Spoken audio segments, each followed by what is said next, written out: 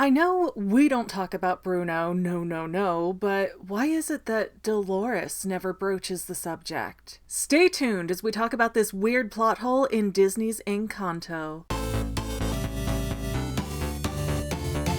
Hey guys, I'm Megan, and welcome back to the Fangirl, where I am still obsessed with the complex layers of Encanto. So, if you were like me, as soon as Mirabel found Bruno in the innards of the casita, you were like, how did Dolores not know about this? I thought that maybe Bruno only came out at night and Dolores had a soundproof room so that way, all the noises around don't make her crazy all the time. But that's not the case, because Dolores tells Mariano that she can hear him writing his poetry every night. And she could hear Luisa awake with her eye twitching when the magic was going wonky. So she never heard Bruno going to get food or talking to the rats or spackling the holes in the casita? It doesn't add up. Then we get to the final song in the film where Dolores is like, I knew he never left, I heard him every day. And Camillo, who has the only sensible reaction that someone could have with that information, is like, what is wrong with you? Why would you hide this? And that's a curious issue too, because there's a fairly big plot point on how Dolores can't keep a secret. As soon as Mirabel takes her eyes off her cousin, she's whispering to the next person at the table, yo, Mirabel found Bruno's last vision. I'm sorry, what? So Bruno's vision is a huge find that she cannot keep to herself, but Bruno never having left the casita is not something that's noteworthy? Ever?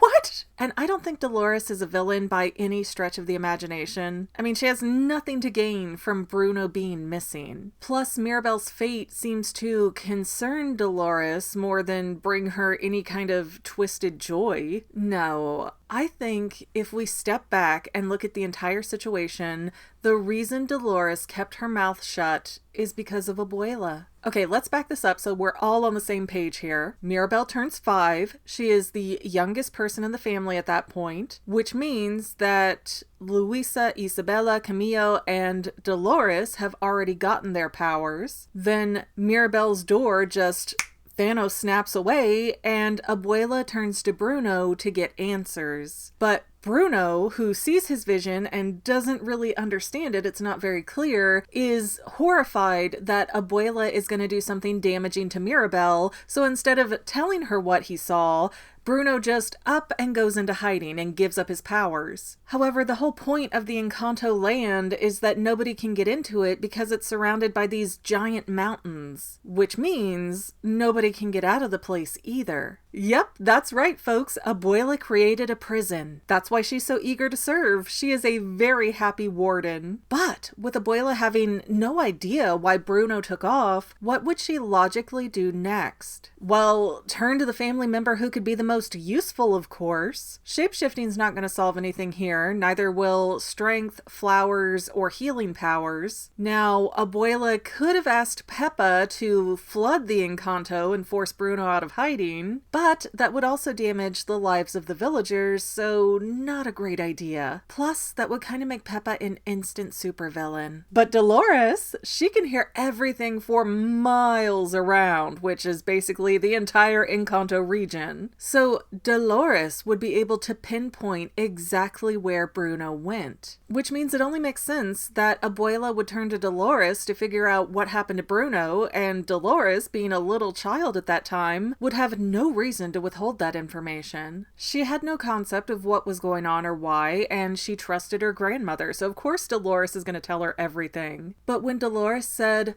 Bruno's in the walls, Abuela took offense to that, like Bruno was some spoiled child pouting. So instead of dragging him out of the crawl space and working things out as a family, Abuela instead told Dolores to keep Bruno's whereabouts a secret and never talk about him again. He is dead to the entire family. And if Bruno doesn't like that, then he can come back and beg for forgiveness. I mean, really, Bruno had to have been punished like he was some spoiled child that didn't want to eat his dinner. Because, let's be real, Abuela is super traumatized. When Mirabel disappeared, Abuela couldn't go running to find her fast enough. But the story's going to try to convince us that years before this event, when Abuela's only son vanished, she was just all comfortable and fine with that and had no desire to find out what happened to him. Not knowing would have eaten her alive. In Abuela's mind, there are marauders right outside the Encanto wanting to hurt them all. So if Abuela had no clue what happened to Bruno, she would have been in a constant state of panic and dread and fear, not to mention grief. Which means Abuela had to know the location of Bruno, and she had to have sworn Dolores to secrecy. And keeping that secret probably ate at Dolores until she wasn't able to keep any other secrets. It was all because Bruno's location was weighing so heavily on her. And it fits perfectly into the story to make sense, because Abuela is so stoic and proud that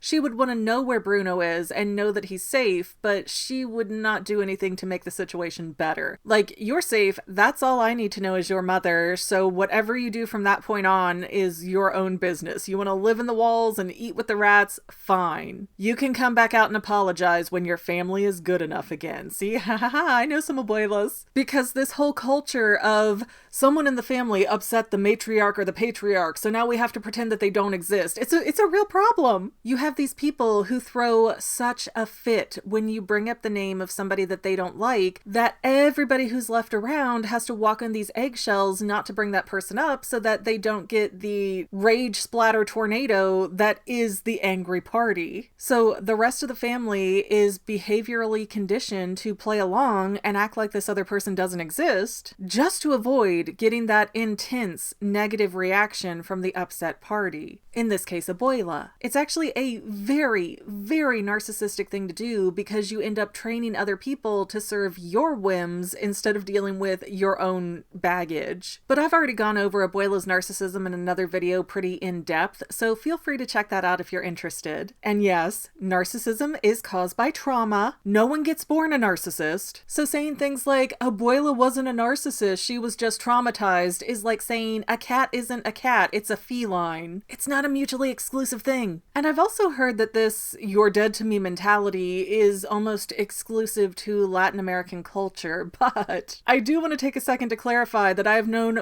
many people from many backgrounds, my own family included, who are primarily like Irish and English. And let me tell you, they all disown their relatives and pretend that they don't exist. It's not a cultural thing so much as a narcissistic thing. I mean, I have Hatfield DNA in my veins, so I know a thing or two about feuding. But what do you guys think about my Dolores Abuela theory? Does it fit that Dolores knew the entire time, but Abuela told her to keep her mouth shut, and that's why Dolores can't keep a secret anymore? Or do you think that there's some other reason why Dolores would not spill the beans about where Bruno's been hiding? Let me know in the comments. It might not be reality, but theories are more fun. Okay, it's an Encanto video. We gotta do a little bit of derps here because the music is just too good. I forget what I did last time. Was it the Bruno? I don't know if it was the Bruno song or not. That seems like that would fit here, but I feel like I did that one already. So, don't be upset or mad at all. Don't feel regret or bad at all. Hey, I'm still a part of the family, Madrigal, and I'm fine. I am totally fine. I will watch on the sides as you shine. I'm not fine. I'm not fine. I can't move the mountains. I can't make the flowers bloom. I can't take another night up in my room waiting for a miracle. I wish Dolores had like a full song. I mean, I know she jumps in a couple bits, and she's got like such a fun, quirky personality. I just feel like we didn't get enough of her. But I heard that we are getting an Encanto series, so I hope that that's a problem that's going to get rectified. But we'll see. I'm sure they'll have to use her a lot, though. Like, she's going to be an awesome, like, front and center character. I hope. He told me that the man of my dreams would be promised. He told me that